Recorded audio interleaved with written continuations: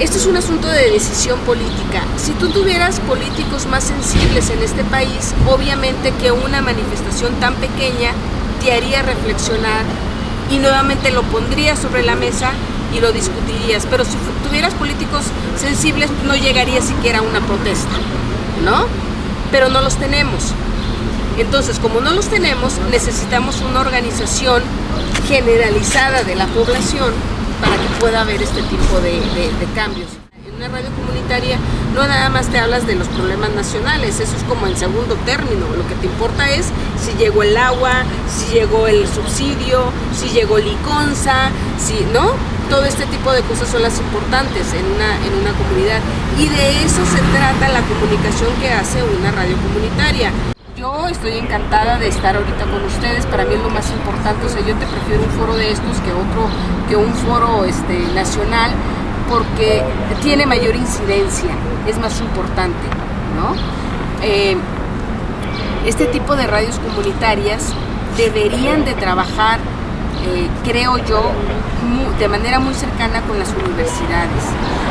Tú te vas a la Ibero, te vas a la UNAM, te vas a la UAM de aquí de Xochimilco, y es donde la gente, como todavía no están contaminados esos jóvenes y tienen esa vena de luchar por las causas sociales, ellos están muy interesados en hacer este tipo de trabajo social, y además tienen todo el conocimiento tecnológico, porque ahora ya sabes que todos los jóvenes ya te saben manejar todas las tecnologías y saben cómo con una cámara tan rudimentaria, tan sencilla, poder hacer llegarle a la gente el mensaje, ¿no? Creo que estas agrupaciones han sido punta de lanza para que muchísimas radios comunitarias puedan seguir existiendo. Me refiero en especial en el caso de Guerrero, que es lo que más o menos conozco de radios comunitarias.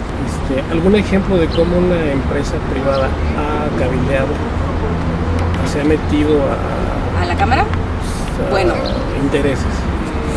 A ver, bueno, un ejemplo. Hace 2 legislaturas se estaba discutiendo la ley al tabaco, ¿no? Los impuestos para los cigarros. De repente vimos que en la Cámara de Diputados, cuando se empieza a discutir el presupuesto, llegan muchísimas empresas cabildeadoras. Antes era ilegal, ahora ya se están reglamentando.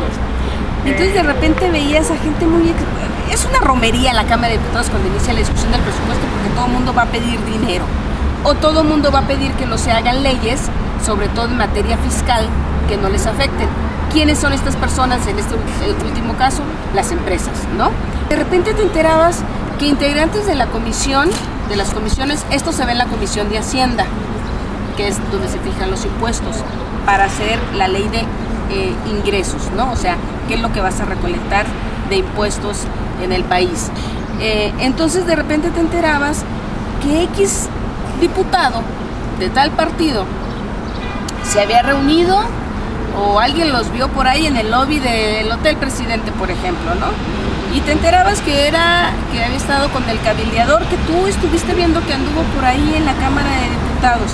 Generalmente mandan a muchachas jóvenes, bonitas, ¿no? Que son las que se los llevan a eventos. Recordemos el del panista, que se lo llevaron a la Fórmula 1 allá en Francia, ¿no? Porque querían que no se estableciera un cierto impuesto. No recuerdo ahorita en qué impuesto era. Pero bueno, regresando con las tabacaleras.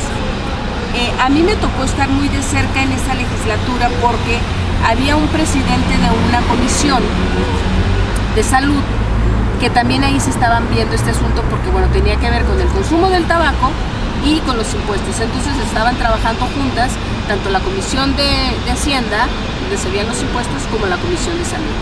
El presidente de la Comisión de Salud, a la postre, fue el secretario de Salud con Felipe Calderón. Él es médico. Antes de entrar a la política, él siempre se había dedicado a lo suyo, que es la medicina. Y él hizo un excelente trabajo, porque él no quería que avanzaran las tabacaleras. Hizo un excelente trabajo como diputado, ya no como secretario de Salud, pero él sí impidió que las tabacaleras lograran estos objetivos. Por ejemplo, se estableció un convenio entre las tabacaleras y algunas comisiones de la Cámara de Diputados para que las tabacaleras formaran una gran bolsa, ¿no? O sea, ellas estaban dispuestos a que por cada cajetilla de cigarros una cierta cantidad de dinero se fuera a una bolsa para atender las enfermedades que provoca el tabaco, a cambio de que las tabacaleras propusieron regalarle ese dinero al gobierno para que no gastara tanto el dinero al fijarse el presupuesto para la Secretaría de Salud y pagarle a doctores que anduvieran atendiendo a gente enferma de enfisema pulmonar o de cáncer. Bueno, lo hizo justamente porque yo te estoy dando, o sea, el mensaje de ellos era, yo, sociedad, le estoy ayudando al gobierno a atender eso. Sí es cierto, produzco el tabaco, ¿no? O produzco los cigarros, pero yo quiero que la gente no se enferme, entonces yo le voy a ayudar y miren, les voy a regalar esta bolsa. Sí, nada más que lo que no se decía, y que sí se decía en ese convenio que nosotros sacamos, dimos a conocer, era que a cambio de eso estaban pidiendo que no se aumentaran los impuestos a los cigarros, ¿no? Ese convenio lo obtuvimos, lo dimos a conocer y se paró. Eso se paró, ¿por qué? Porque ventaneamos en los negocios que estaban haciendo, o las negociaciones que estaban haciendo por debajo del agua las tabacaleras con ciertos diputados, ¿no? No estoy diciendo que el diputado del PAN, entonces presidente de la Comisión de Salud, estaba de acuerdo con eso. Sí estoy diciendo que él se enteró, porque él como presidente a él se lo plantearon. A mí no me llegó el asunto por parte del PAN, me llegó por otro lado, alguien que tuvo acceso a ese convenio, y bueno, ya empezó a explicar en qué consistía. Yo tuve, por ejemplo, yo ahí que no sé nada de medicina, tuve que ir a investigar qué carajo significaba un enfisema, cómo afectaba el tabaco, y luego tuve que ir a investigar a ver cuánto se iba a sacar de dinero con todos los impuestos, cómo le iba a afectar en sus ingresos a una tabacalera tan grande, ¿no? O sea, tienes que hacer toda esa investigación para poder sacar adelante un convenio, poderle entender, ver el alcance de ese convenio. Entonces ahí nos dimos cuenta que era una simple simulación, donde la empresa quería aparentar, una vez que se aprobara, que ellos estaban donando dinero para aligerarle la carga al gobierno federal y atender estas enfermedades, ¿sí? Pero a cambio estaban pidiendo que le subieran menos los impuestos a su producto para poder vender más, ¿no? Entonces, ese es un claro ejemplo del cabildeo. Ahora ya se estableció, la legislatura pasada estableció una reglamentación para cómo cabildear, porque antes todo esto era ilegal. Ahora ya está permitido, o sea, está bien el cabildeo.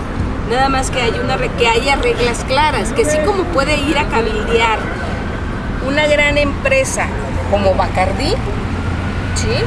Que pueda ir a cabildear una pequeña fábrica de alcohol, ¿no?